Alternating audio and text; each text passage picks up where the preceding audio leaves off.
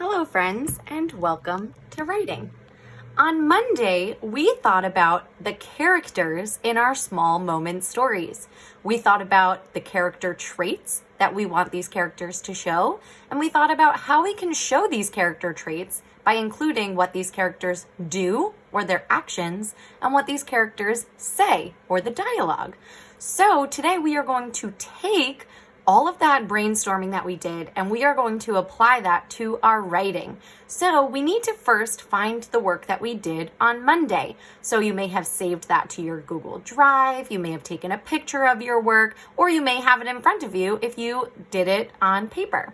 So today we're going to look back at that work, and we are going to continue writing our small moment story by including what our characters do and say. So let's take a look at our work.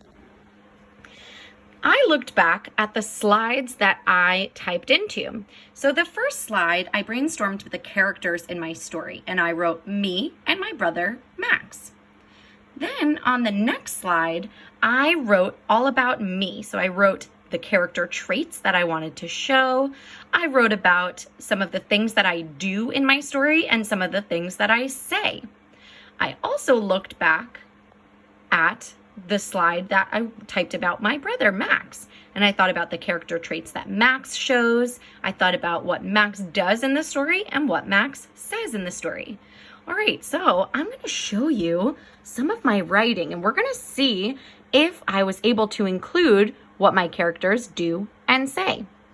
The kayak floated in the water like a marshmallow in a cup of hot chocolate. I'm going to pause for a second. Do you remember in lab when we learned all about similes? Well, I used a simile by comparing the kayak floating in the water to a marshmallow in a cup of hot chocolate. Let's keep reading. It was still like a statue waiting for me to climb in. Another simile. I can do this, I confidently told Max. Just then, I jumped from the steps like a frog and hit the kayak hard. Boom! My brother stood on land. His eyes watched me like a hawk watches its prey. You can do it, Max yelled. And then, I'm going to pause. Let's see. In my planning page, I thought about me saying, I can do this. Well, I wrote, I can do this. I also wrote about how I jumped off the steps and into the kayak. So I included, I jumped from the steps like a frog and hit the kayak hard. So I made my writing even better by using a simile to compare how I jumped to how a frog jumps. Then, if I look back at what my brother was doing, my brother stood on the stairs and kept an eye on me. Well, in my writing, I said, his eyes watched me like a hawk watches its prey. So I used a simile to make my writing even better. Let's turn the page. I wrote 2 pages today. Slip, slip, splash! The kayak was no longer still like a statue. Now it felt like a slippery pig after playing in the mud. I tried to hold on, but I couldn't. The water splashed over me like ice as I fell. I could taste the lake water on my tongue. My brother leaned closer towards me and yelled, "Swim back to shore." I took a deep breath to calm my racing heart. I reminded myself of what I said just before the jump. I can do this. Okay, friends, so we can see on this page, I also included some things that my characters do and say.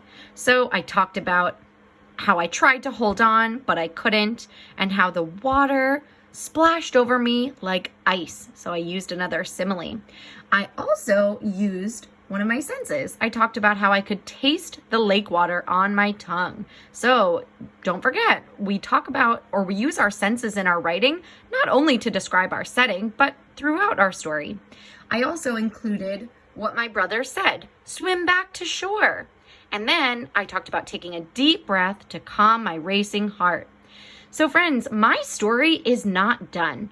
I only wrote 3 pages so far, but I wanted to show how I started to introduce my characters and talk about what we are saying and doing in our story.